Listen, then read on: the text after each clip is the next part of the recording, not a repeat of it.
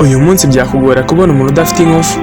Iyi nkovu ashobora kuba yaritewe no gusitara, kuba waba uri gukata imboga ukaba wakwikata, cyangwa se ibindi byose byatuma uva amaraso. Ese ibi bikemuka gute? Ese ni izihe nzira bicamo kugira ngo ano maraso ava ahagarare gusohoka? Bahaye ikaze mu kiganiro tugane siyansi. Iki ni ikiganiro mugezweho nanjye Steven City20 kuri Murindi yacu TV. Ikaze. Nongeye kubaha ikaze mu kiganiro tugane siyansi. Umubiri w'umuntu ubusanzwe ugizwe n'amaserire menshi, ndetse ayo maserire agiye atandukanye bitewe n'imimaro yayo. Urugero hano twavuga nka white blood cell cyangwa se serire zishinzwe protection cyangwa se kurinda umubiri.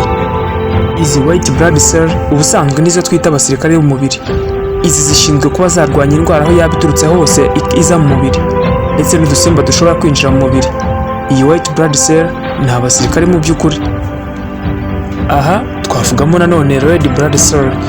Izi red blood cell zishinzwe transport cyangwa se gutwara oxygene ziyivana mu bihaha ziyijyana aho ikenewe mu mubiri mu maserire agiye atandukanye. Iyi red blood cell ntabwo ishinzwe gutwara oxygene gusa, ahubwo ishinzwe no gutwara carbon dioxide cyangwa n'indi myanda yose ikabisohora hanze y'umubiri.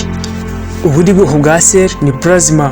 Iyi plasma ni nk'inyanja y'umubiri kuko ishinzwe gukwirakwiza amaproteine cyangwa se intungamubiri, amahormone n'ibindi byinshi. Indi cell twavuga ni platelets, ndetse iyi platelets uyu munsi muri kiganiro niyo tugiye kwibandaho. Iyi platelets niyo ishinzwe gutuma hahandi havuye amaraso cyangwa se hakomeretse habasha kongera hakisana, amaraso akongera agatembera nk'ibisanzwe. Na mbere kugira ngo ivura ry'amaraso ribeho nuko hari umutsi uba wakomeretse, bityo bigatuma amaraso asohoka hanze. Uyu mutsi wakomeretse nawe wikorera ubutabazi bw'ibanze udategereje platelets ko ihagera. Uyu mutsi wikorera ubutabazi bw'ibanze biciye mu kwigabanya mu ngano yawo. Uku kugabanuka k'umutsi ibi bigabanya amaraso atembera muri ka gace kakomeretse, bityo umuvuduko w'amaraso nawo ukagabanuka. Ibi bizagabanya amaraso ari gusohoka hanze mu gihe umubiri utari wazana ubundi buryo bwo guhagarika amaraso.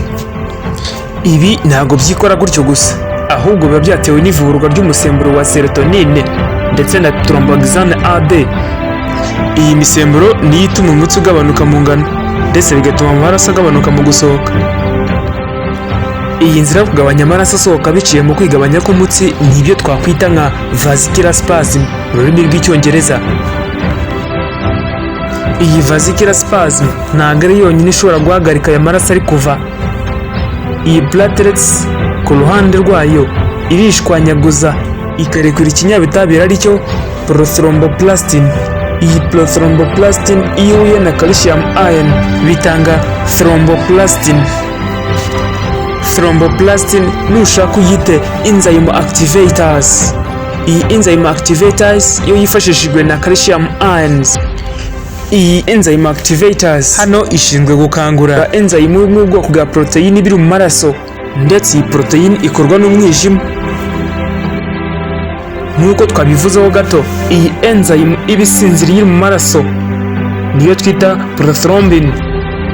Iyi prothrombin iba activated cyangwa se ikangurwa na thromboplastin ikayijyana muri thrombin. Iyi thrombin ni enzyme noneho ibikangutse. Iyi niyo ifata fibrinogen ikayihinduramo fibrin. Nk'uko twigeze kubibonaho gato, plasma igizwe n'imyunyungugu, intungamubiri, amahormone na enzyme n'ibindi. Iyi fibrinogen nayo ni proteins, calcium ion hakiyongeraho na prothrombin. Izi nizo twakwita nk'ari clotting factors. Ndibutse ko platelets ntabwo ari yonyine ibi gukorerwaho izi reaction zose, ahubwo aba ari nyinshi cyane, ndetse na clotting factors zigenda ziyongera. Uku kwiyongera kwa clotting factors mu maraso ibi bituma thrombin ziba converted ku bwinshi.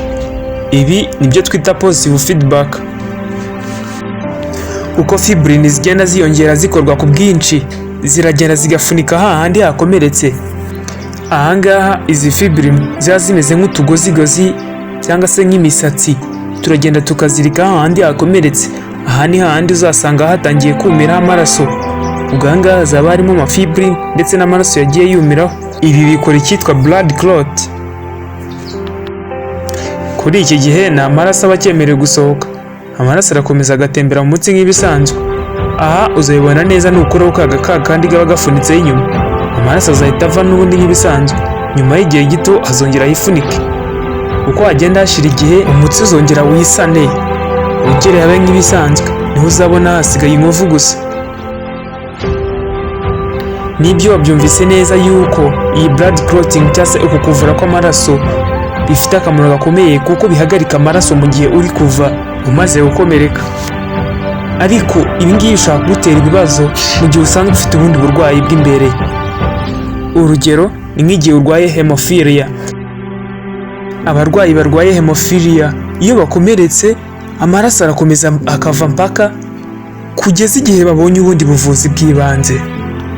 Birumvikana za clotting factors twabonye haruguru cyangwa se za platelets zishobora kuba ziri weak cyangwa se zitameze neza nk'uko bisanzwe. Gusa aba ntabwo ari bo bonyine barwayi barwaye indwara zigendanye n'ivura ry'amaraso. Indwara nka thrombosis, DVT, iyi ndwara noneho yo amaraso aragenda akavuriramo imbere mu mitsi akaba yahagarika andi maraso asanzwe gutembera. Birumvikana niba amaraso ari yashinzwe gutwara oxygene, intungamubiri ndetse anakura carbon dioxide cyangwa se n'indi myanda muri sel, ibi utabonye ubuvuzi bwihutirwa aha wanapfa. Munyemerera dusubikire ihanga iki kiganiro. Iki kiganiro mbibutse ko ari Tugane Siyansi, ni ikiganiro mugezwaho nanjye Steven 620. Iyi ni muri Ndi Yacu TV, tuzasubire.